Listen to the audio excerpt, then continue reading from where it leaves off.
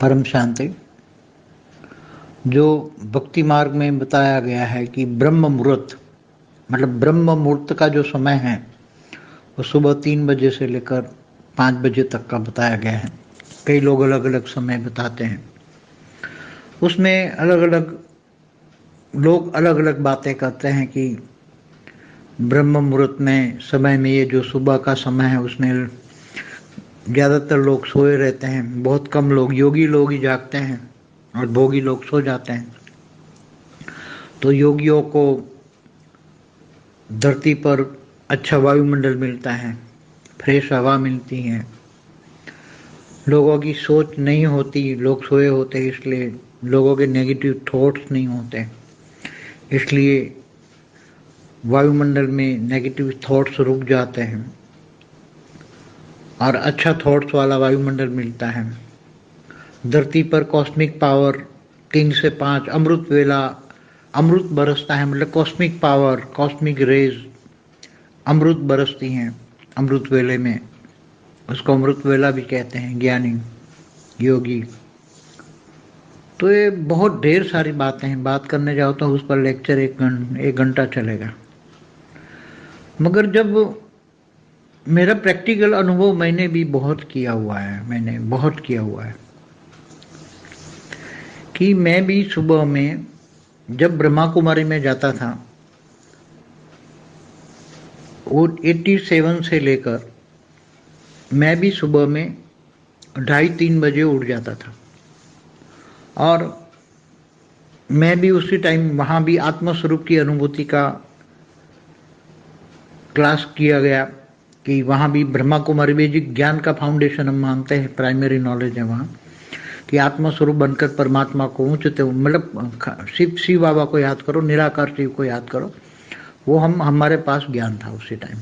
तो मैं भी उसी टाइम पर उठ जाता था 2:30 बजे 3 बजे और ब्रह्मा कुमारी सेंटर पे 5 बजे चला जाता था और वहाँ भी योग लगाता था और सुबह 7-8 बजे तक ध्यान और योग ज्ञान भी लेते थे, योग भी करते थे, ज्ञान मुझे उसी टाइम अच्छा अनुभव लगता था, बहुत अच्छा अनुभव लगता था। मगर फिर धीरे धीरे क्या हुआ कि ज्ञान की पिपासा और बढ़ती गई और बढ़ती गई और बढ़ती गई। मैं मेरा खुद का एक्सपीरियंस इसलिए बताता हूँ कि मैं भक्ति मोह आत्मस्वरूप की अनुभूति करना और उसका ज्ञान से क्या रिलेशन है और ये ब्रह्म मुहूर्त अमृत मुहूर्त क्या होता है वो सब ज्ञान से बताऊंगा। तो मैं धीरे धीरे ज्ञान की बहुत आगे बढ़ना चाहता, मुझे ज्ञान चाहिए, बहुत ज्ञान चाहिए, क्योंकि इनके पास ब्रह्मा कुमारी के पास ज्ञान के प्रश्न के जवाब, मेरे प्रश्नों के जवाब नहीं थे।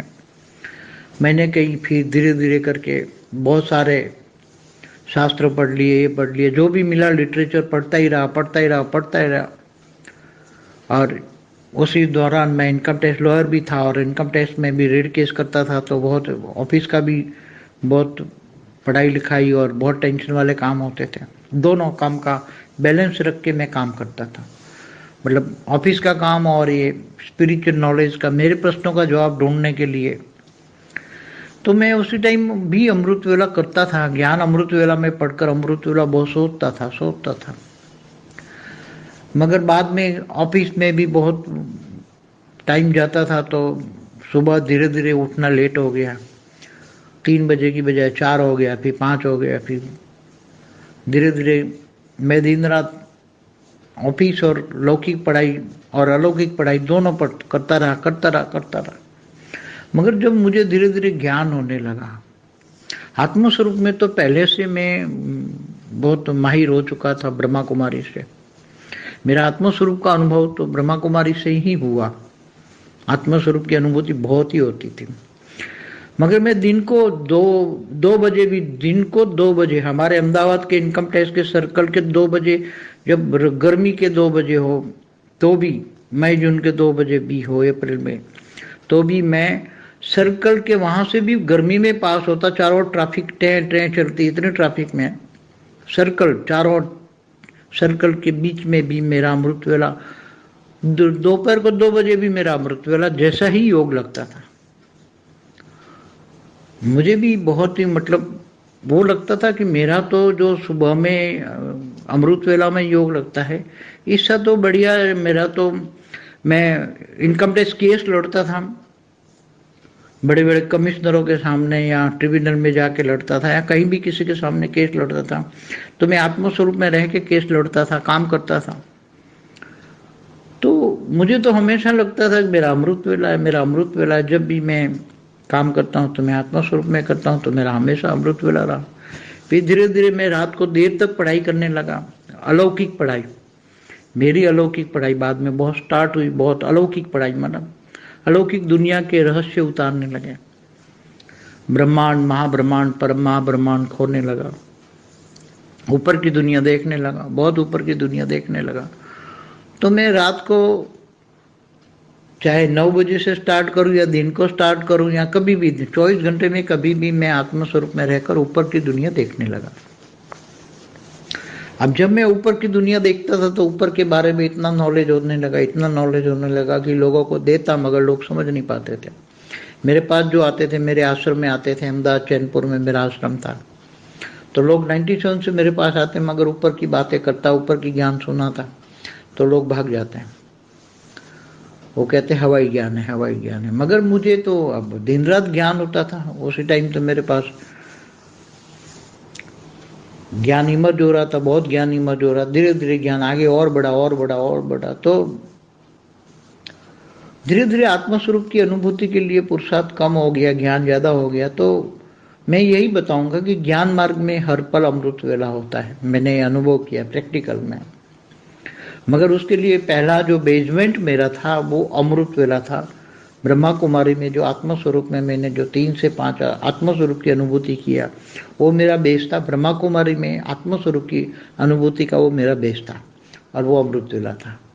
मगर दूसरों को, अब लोग जो नौकरी करते, धंधा करते, उठ नहीं पाते, तो कभी भी आप जब भी उठो आत्मस्वरूप का अनुभव करो। रात को सोते वक्त भी आत्मस्वरूप में सो जाओ, बुद्धि परमधाम में रखो। तो हमने अलग अलग योग की कई विधियां बताई है। तो ज्ञान और योग, ज्ञान और योग मंथन करते रहोगे तो हमेशा अमृत वेला आपके साथ रहेगा। अगर दिन में भी आप कभी भी कोई भी टाइम पे भी वीडियो सुनते सुनते योग लगाओगे तो अमृत वेला से भी बढ़िया लगेगा। तो ज्ञान मार्ग में सबसे पहला आता है ज्ञान। तुम्हारे पास ज्ञान आएगा कि तुम पहले बेसिक स्वयं को जानो, खुद को पहचानो, आत्मस्वरूप। बाद में ऑलमाइटी ऑथोरिटी, बेहद का विश्व कितना बड़ा है, जब ज्ञान आएगा तो आपके लिए मेरे हिसाब से, कोई माने या ना माने, 24 आवर्स अमृत वेला है। ये पहले भी शायद एक वीडियो में मैं बता चुका हूँ। तो ये भक्ति मार्ग की बातें सही है, अच्छी है भक्ति मार्ग वालों के लिए, मगर ज्ञान मार्ग वालों के लिए अमृत वेला ज्ञानियों के लिए हर पल है।